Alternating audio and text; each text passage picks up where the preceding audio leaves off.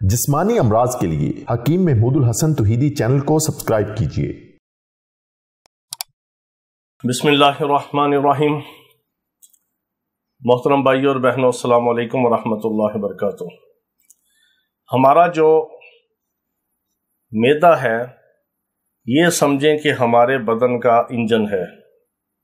ये अगर दुरुस्त काम करता है तो पूरा बदन इसके काम करने की वजह से, अखलात पैदा करने की वजह से यहाँ जो खिलतें पैदा होती हैं, फिर आगे चल के खून पैदा होता है और बदन में सारा खून गर्दिश करता है, उसका ब्लड सर्कुलेशन है पूरे बदन के अंदर सिस्टम।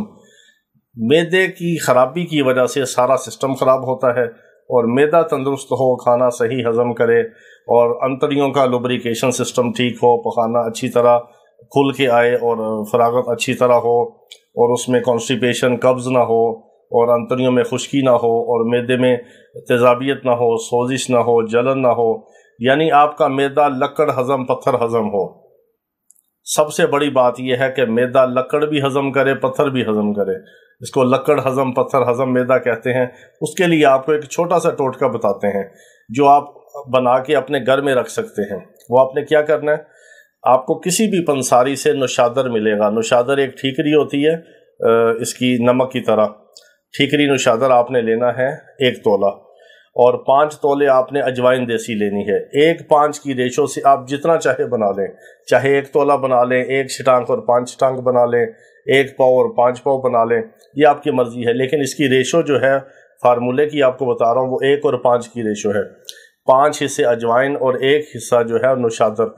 इसको आपने कूट के या ग्राइंडर में, इसको पहले नुशादर को आप तोड़ेंगे, ज़रा नमक की तरह होता है, फिर ये छोटे छोटे पीस होंगे, फिर आप इसको ग्राइंडर में भी पीस सकते हैं जिसमें आप गरम मसाला वगैरह घर में ग्राइंड करते हैं और पीसते हैं। इसको आप डिबिया के अंदर रख लें, किसी भी डिब्बी के अंदर आप इसको मिक्स करके पीस के रख लें।